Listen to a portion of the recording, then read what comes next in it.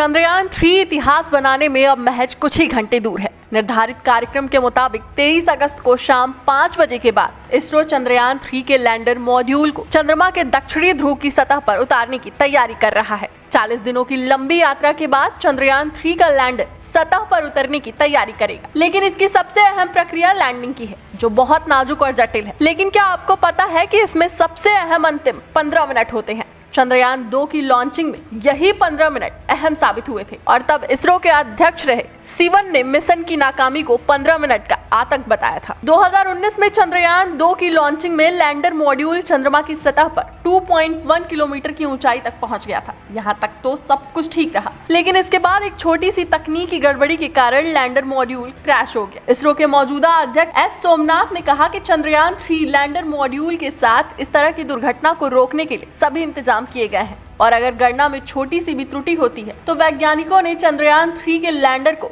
सतह पर उतारने के लिए सभी सावधानियां बरती हैं। इस दौरान चंद्रयान 3 की सॉफ्ट लैंडिंग चांद पर होगी और चंद्रयान 3 दुनिया का पहला ऐसा यान बन जाएगा जिसने चांद के दक्षिणी ध्रुव पर कदम रखा होगा। इन सब के बीच एक बड़ी खबर सामने आ रही है। दरअसल चांद के दक्षिणी ध्रुव पर जहां चंद्रयान 3 की सॉफ्ट लैंडिंग होना है, वहां पर भूकंप का खतरा मंडरा रहा है। चंद्रयान 3 की सॉफ्ट लैंडिंग पर इसरो समेत पूरी दुनिया की नजरें टिकी हुई हैं। इस बीच लैंडिंग एरिया पर भूकंप आने की संभावना ने एक मुश्किल खड़ी कर दी है। अगर ऐसा होता है तो क्या चंद्रयान 3 मिशन के इतने करीब आकर भी असफल हो जाएगा या चंद्रयान 3 के साथ कोई गड़बड़ हो सकती है? ऐसे ही अलग अलग सवाल लोगों के मन में उठने लगे हैं। चंद्रयान 3 को लेकर भले ही अलग अलग तरह के कयास लगाए जा रहे हों, लेकिन इसरो ने इस मिशन के लिए अपनी पूरी ताकत झोंक दी है। यही वजह है कि चंद्रयान की सॉफ्ट लैंडिंग में कोई गड़बड़ी ना हो, इसके लिए अलग अलग प्लान भी तैयार कर लिए गए हैं। बताया जा रहा है कि अंतिम 15 मिनट का वक्त ऐसा होगा जब चंद्रयान 3 का संपर्क इसरो से कुछ देर के लिए टूट जाएगा। इस दौरान चंद्रयान 3 पर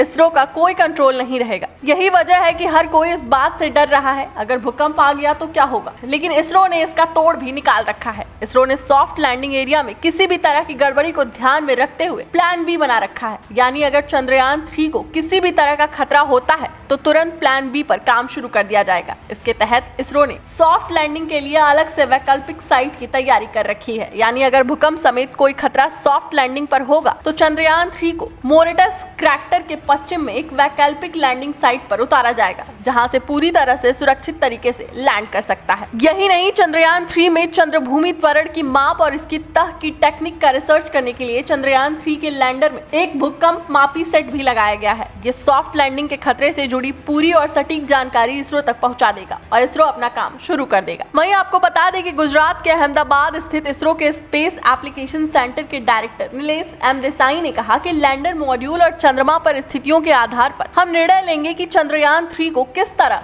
चांद पर उतारना ठीक रहेगा। उन्होंने कहा कि 23 अगस्त को चंद्रयान 3 के चंद्रमा पर उतरने से 2 घंटे पहले हम लैंडर मॉड्यूल और चंद्रमा पर स्थितियों के आधार पर इस बात का फैसला करेंगे कि उसे उस समय उतारना ठीक होगा या नहीं। अगर हमें कोई भी फैक्टर ठीक नहीं लगा तो हम मॉड्यूल को 27 अगस्त को चंद्रमा पर उतारेंगे। डेस्क रिपोर्ट, अटल टीवी।